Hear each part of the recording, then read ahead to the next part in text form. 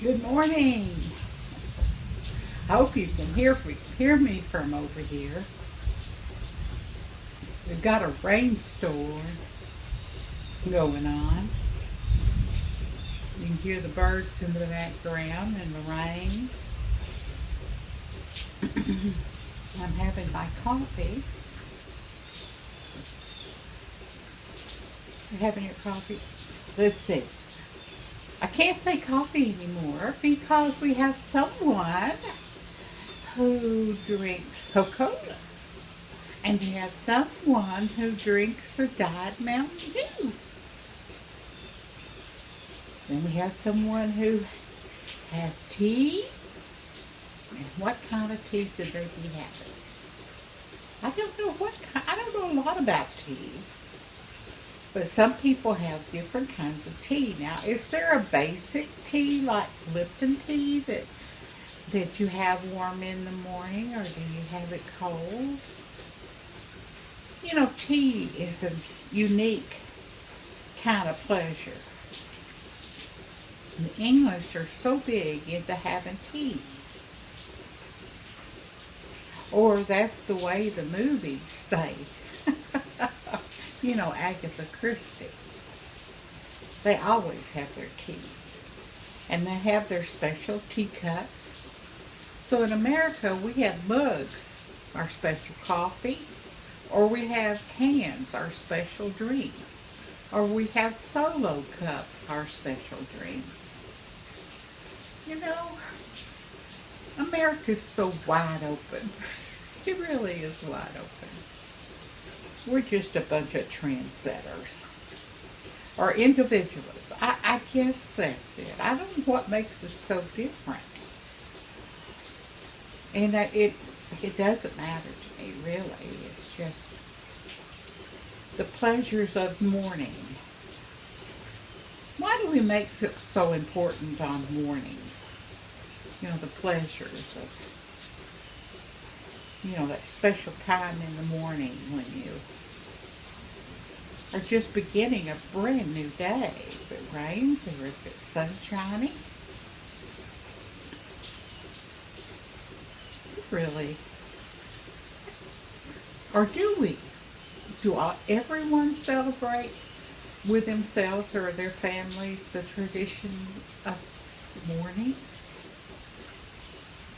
I mean, waking up for the first time in the morning, you know, is it your puppy barking at you saying, get up, get up?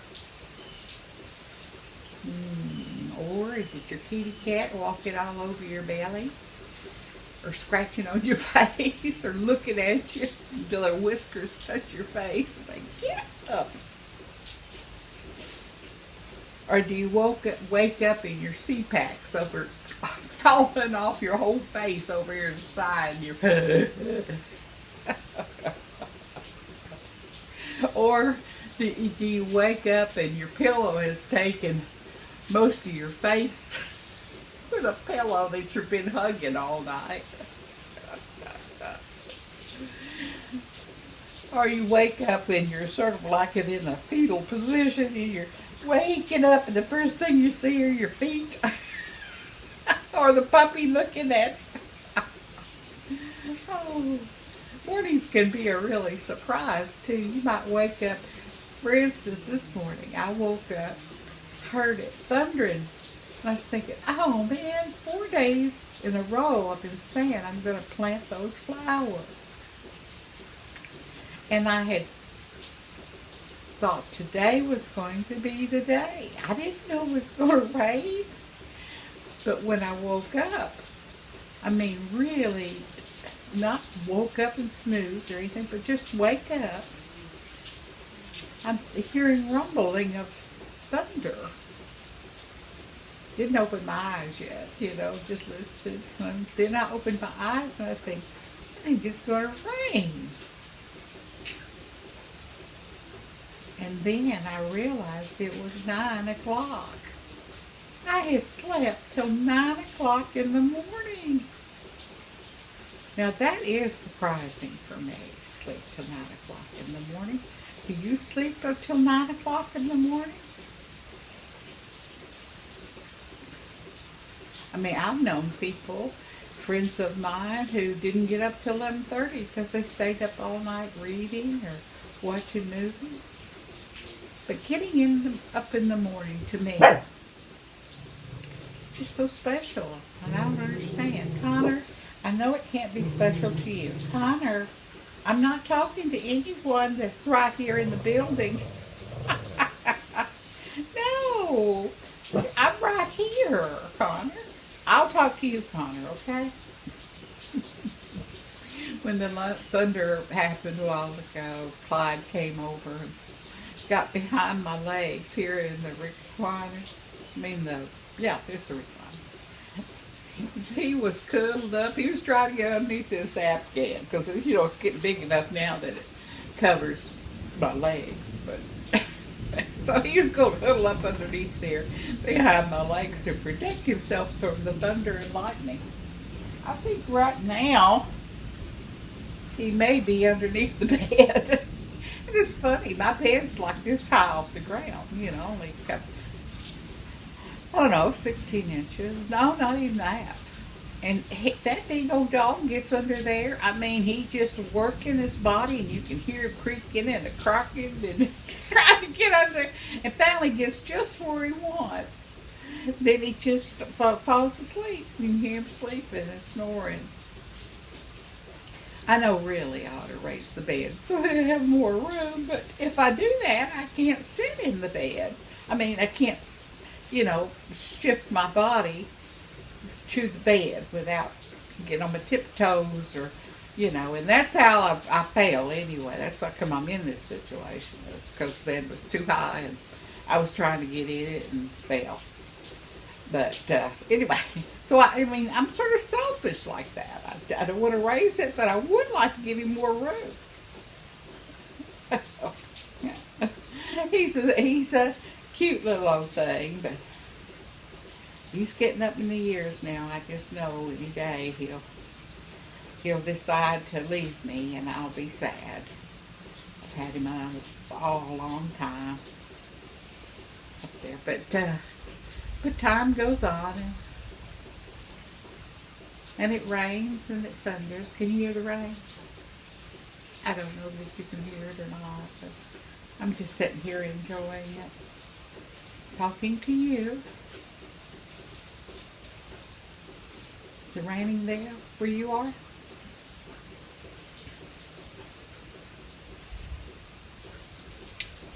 Yeah, it's pretty peaceful.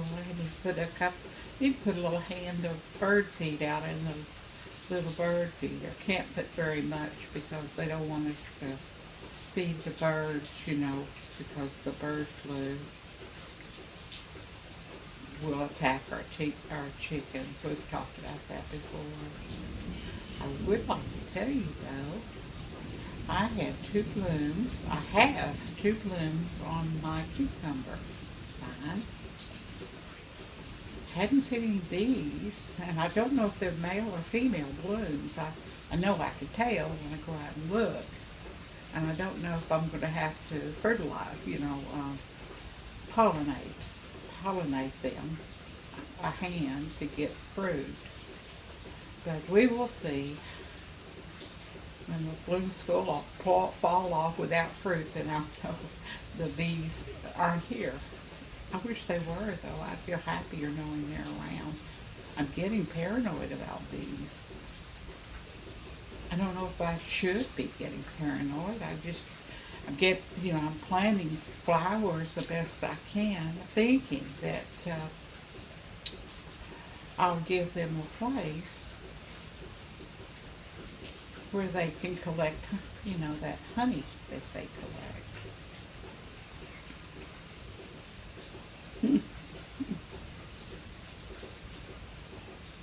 Yeah, I've got some cosmos seeds, blood, red, butterfly,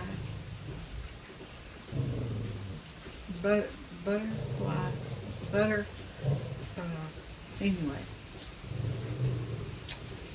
And I've got 4 o'clocks I put in, and I've got some rose moss. I haven't had rose moss blooming anywhere in a long time, and was able to get some seeds, and I guess as soon as I find a pot, which I've got an orange juice pot where I had orange juice in it, and I can cut the top out of that, holes in the bottom, and plant my rose moss in that. And then if it gets too big, I can move it. And if not, I'll just let it overflow in the container. It'd be very pretty because it blooms. I mean, so happily. I mean, it just shows up. Connor, no. Connor thinks I'm talking to someone that's just outside this door.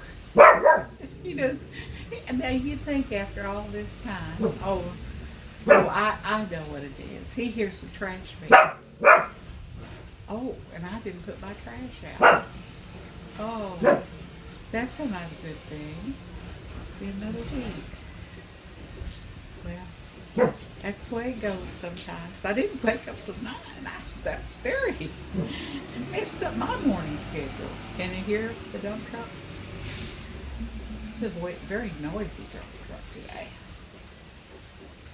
I guess because I'm trying real hard to listen to the rain. I have my door open to my courtyard here. Connor's just sitting in the doorway just so the rain won't get to him. That's the way he sits sometimes when the doors, you know, I've got one of those doors that's all glass. He'll sit there and look outside.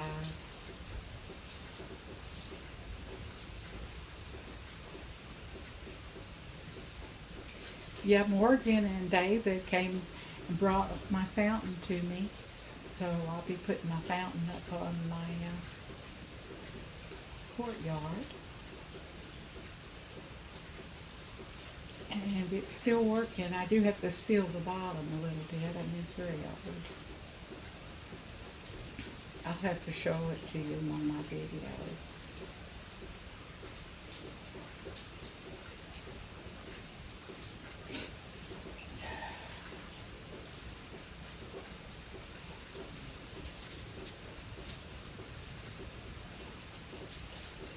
Well, I just wanted to visit. I could probably talk for a couple of hours. Because it's raining and peaceful. And oh, but I was telling you, David and Morgan came and brought the fountain. And Morgan and David visited for a while. We went over to my sister's and had a piece of cake. She just made a big old, she had just made that coconut cake. A white cake with coconut frosting. So we went over there and had some cake and coffee. It was very nice, very nice. The cake was very good. And Morgan got to see, that's, you know, this is what I'm making this for. I mean, whom I'm making this for. Is it who I'm making or whom? No, it's neither one, I say. This is Morgan's. That way I don't have to worry about the whom and who. But she was very excited. She said, I love it. I love it. So I thought, well, I better get back on that. Because, you know, I keep jumping from things to things like you guys do. Finally finished this. I put the last of the bonbons, or my little balls, on there. I tried to do a video, but I thought this would barely mess up. It's really quite simple. I've looked at others, folks, online, and they just don't do it the same way I do it. Mine's just more simple. Of course, theirs might look better. I don't know. I know the old way, so. But I couldn't figure out how to get the lighting and stuff. My sister came over and helped me, and I thought I had it. And I will, because she got it all set up for me. I just have to figure out how to crochet underneath it, you know, set in the table and crochet, which is, to me, it's sort of difficult because I can't focus. I can't get close enough, you know, without the, because video's there. So anyway, that's my problem, and I'll figure it out.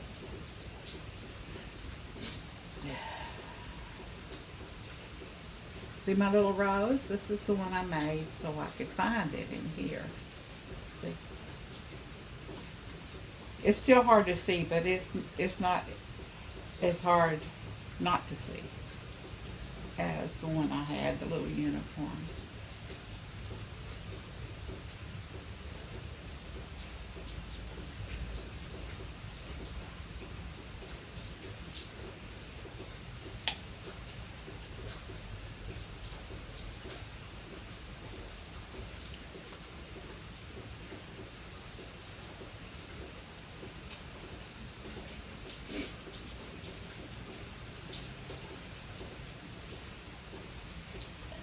I don't know how large this is going to be. But I've got to, what I need to do is just stop for a while and sew in all the tails. It just looks better when the tails are done. I usually like to do them as I crochet, but this one I've been a little reluctant on doing that. I don't know how long this video has run, so I guess I better cut it off for today. Hopefully y'all are having a great day, and hopefully you make sense out of the video today. And I love you very much, and remember you're very, very special. Very special. And remember God has you in His hands. Pray for Mother Earth, and care for our precious bees. Bye-bye from VisitMemaHas.